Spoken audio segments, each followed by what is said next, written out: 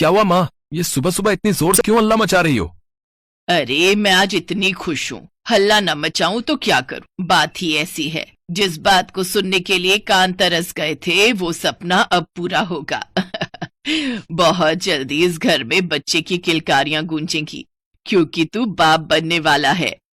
वहीं खड़ी कंचन की जेठानी अनीता जब ये बात सुनती है तो वो कंचन को गले लगाकर उसे बधाई देने की कोशिश करती है, लेकिन कंचन उसे धकेलते हुए कहती है, भाभी आपने दूर से ही बधाई दे दो। वो क्या है ना, प्रेगनेंसी में बांझ औरत का परछावा पड़ना शुभ नहीं होता।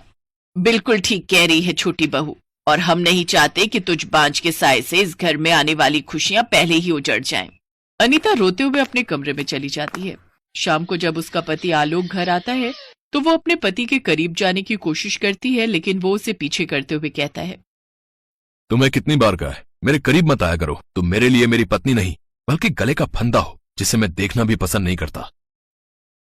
लेकिन क्यों, आखिर क्यों तुम मुझे पिछले 1 साल से ऐसे ही टाले जा रहे हो? शायद ही कोई सुहागिन मुझ जैसी अभागिन होगी जो शादीशुदा होते हुए भी आज तक कुंवारी है। आखिर क्यों तुम मुझसे दूर भागते हो? क्योंकि मेरी रग रग में कोई और है। ये सुनकर अनीता रोने लगती है। ऐसे कुछ दिन बीत जाते हैं।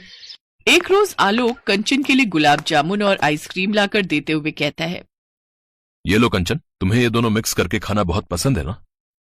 ओह जेठ जी, आप तो मेरे पति रोहन से भी ज्यादा मेरा ख्याल रखते हैं। You are so sweet. Alok Kanchan की कुछ ज्यादा ही परवाह करता था। हर वक्त वो उसके आगे पीछे घूमता रहता, जिसे देख अनीता को उस पर शक होता है। आलोक का देवरानी जी की जरूरत से ज्यादा परवाह करना, कहीं कोई गड़बड़ तो नहीं? इस बात का पता मुझे लगाना ही होगा। इस बात की तह तक जाने के लिए अनीता अपने देवर रोहन के पास जाती है। जब से कंचन के मां बनने की खबर इस घर में फैली है, तब से देख रही हूँ देवर जी कि आपके चेहरे पर खुशी नहीं बल्कि एक अजीब ही चिंता की शिकन उभरी हुई है। क्योंकि भाभी, सच तो यह है कि यह खुशी मेरे हिस्से की है ही नहीं। डॉक्टर ने मुझे साफ कहा था कि मैं कभी बाप नहीं बन सकता। ये सुनकर अनीता चुपचाप वहां से चली जाती है। उसे उसका जवाब मिल गया था। इसका मतलब मेरी देवरानी ही मेरी सौतन है और उसके पेट में बच्चा मेरे पति का है। ऐसे कुछ दिन बीत जाते हैं। एक रोज अनीता की आधी रात को नींद खुल जाती है और छत से उसे कुछ आवाज आती है। वो छत पर जाती है तो देखती है कि आलोक और कंचन एक दूसरे की बाहों में लिपटे हुए होते हैं। अब बस कुछ दिनों की बात और है, इसके बाद हमारा बच्चा इस दुनिया में आ जाएगा। फिर हमें आखिरी चाल चलनी है, जिसमें तुम्हें अपनी पत्नी को बांझ साबित करना है और मैं तुम्हारे भाई के माथे पर नामर्द का ठप्पा लगा दूंगी। और माँ जी को तो बस इस घर के चिराग से मतलब है, फिर चाहे वो किसी का भी हो। उसके बाद वो हंसी हंसी प्रॉपर्टी हमारे नाम कर देंगी। हाँ, बिल्कुल सच कहा डार्लिंग। अनीता ये सब अपने फोन में रिकॉर्ड कर लेती है। अगले दिन जब कंचन सबके साथ हॉल में बैठकर हंसी ठिठोली कर रही थी, तभी अनीता आ जाती है।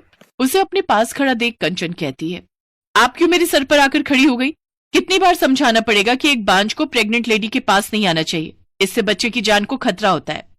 तो होने दो खतरा, वैसे भी इस पाप की निशानी को पैदा करके क्या फायदा? तुम्हारी खुद की गोद तो भर नहीं सकी, इसीलिए तुम आज अपनी देवरानी की कोख पर लात मार रही हो, मुझ पर लांछन लगा रही हो।